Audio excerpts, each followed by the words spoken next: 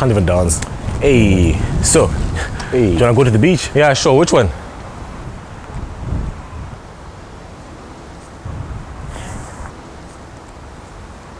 What just happened?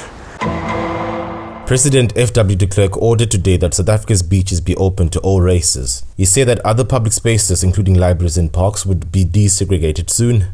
The time has arrived to repeal this act, Mr. de Klerk said. The government has decided to do this as soon as possible. Mr. de Klerk, speaking in Cape Town, said that the Separate Amenities Act, which permits municipal officials to separate public facilities by race, would be repealed as soon as possible. The extreme right Conservative Party criticized the proposed repeal as the beginning of the end of separate white community life.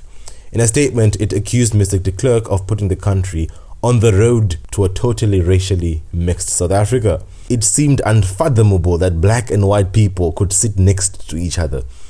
Side note, this Conservative Party is now part of the Freedom Front Plus party, which today occupies 10 seats in the South African Parliament. This is an article by Christopher S. Wren of the New York Times, published 17 November 1989, the day beach apartheid ended. Apartheid was a system of racial segregation supported by law, and as you may already know this, it was officially ended in 1994. So this system was divided into two different types of laws. You had grand apartheid laws, which controlled how land was distributed, who employed who, under what circumstances, and what you were allowed to do in politics. You'd think that was enough, but no. These guys did not want to interact with non-black people in any way. So they came up with petty apartheid laws.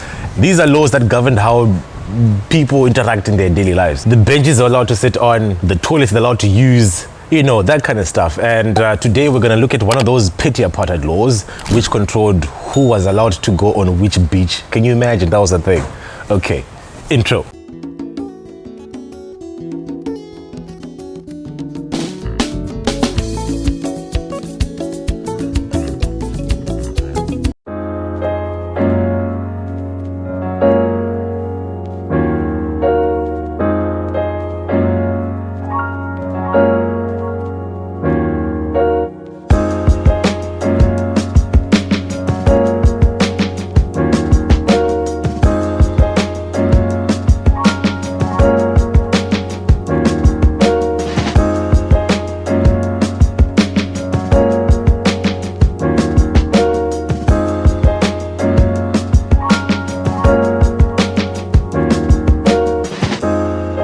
Petty is a pretty accurate way to describe these laws. I mean, they're segregated graveyards.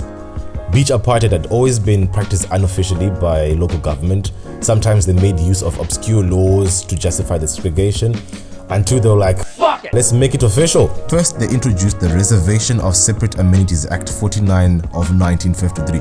This was basically the grandfather of all petty apartheid laws. It legalized the racial segregation of all public amenities, services and vehicles.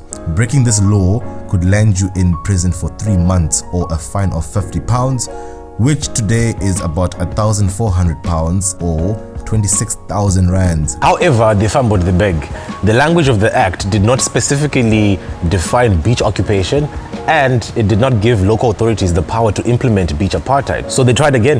In 1960, they made an amendment to the act which added one clause. This clause was defining land as including the sea and the seashore.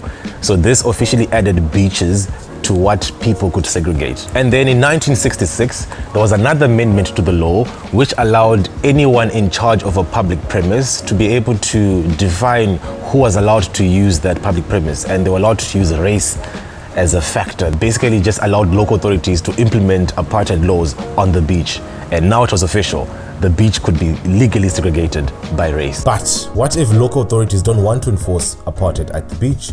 This was actually the case in some areas of Cape Town and Port Elizabeth because, unsurprisingly, a decent number of tourists at the time were not fond of the idea of chilling on a beach which had a sign that said, "What's only in the background." This minor inconvenience was shortly addressed by an amendment to the Seashore Act in 1972. This amendment gave the Minister of Agriculture the power to force local authorities to implement beach apartheid. So how did they actually do this? Well, thanks to grand apartheid laws, Most cities were already very well segregated. You find that the very nice beaches were already occupied by white people, so it was very easy to just segregate those places. And the black beaches were usually located outside the city or in places where it wasn't really that nice. In Durban, you'll find that Laguna Beach was the beach for black people, and right after Laguna Beach was the beach for the colored people. And funny enough, right after that one was a multiracial beach. This was a beach where people of all colors were able to visit, so they had a multiracial beach. All these beaches today are part of just Durban Beach, and every other beach that was out there was for white people, obviously. In Port Elizabeth, black beaches were actually way outside the city. I think you had to drive like 30 kilometers outside the city to get to a beach that you were allowed to go to. Indians had 2 beaches in the city, and colored people had 3 beaches in the city, which is quite nice, I guess. And then you have Cape Town, and I'm here at Monwabisi Beach, which was the only beach black people were allowed to visit in Cape Town during, the apartheid era. A fairly convenient location right behind the largest black township in Cape Town, otherwise known as Khayelitsha. Right next to Monwabisi was the Indian Beach, which looks like today it's part of Monwabisi. And then right after that you had the Colors Beach, and then after the Colors Beach you had Muizenberg Beach, which is a very beautiful beach today, but back in the day it was only reserved for white people. So not only did non-white people have a very limited number of beaches to visit, but those beaches themselves were very poorly taken care of.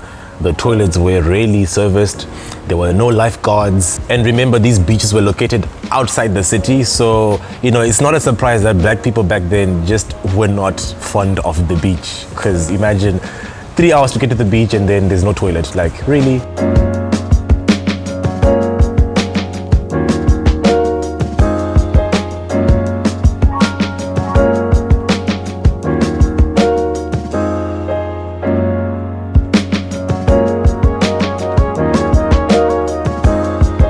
During the 1980s, apartheid started just crumbling down due to internal unrest, violence, and international pressure. And as for the beach, wow, there were mixed feelings around the whole country. There was a survey in 1982 conducted by the University of Natal, which is modern day UKZN. So this survey indicated that 25% of white people were in favor of racial integration at the beach. And then 25% were a little bit uncomfortable. They wanted a slow transition. And the rest did not want to hear anything about black people on the beach. In Cape Town, you find that larger corporations were in favor of beach integration because profits, but you find that the smaller local businesses were still very much in favor of racial segregation because they only catered to white people in the country, which tended to be racist back in the day. But in 1989, there was finally enough pressure and international sanctions that finally urged the government to just abolish the whole beach apartheid thing.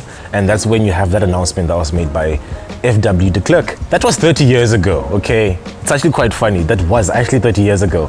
Today, the beaches in Cape Town and around the country, they're quite open to everyone. Monwabisi Beach itself is quite run down. It is a very interesting aesthetic, like the rundowniness of it is it makes it really unique, but I haven't found any working toilets here. I wonder who we have to blame for that, but that's the story for another day. Okay, I hope you enjoyed the video. If you did, like the video, leave a comment, say hi to your boy, and before you leave, make sure to check out this video here. YouTube thinks you're gonna like that one, and if you already watched that one, maybe check out this one here. If you watched that one, subscribe to the channel by clicking on this button here, and I'll see you next week. Okay.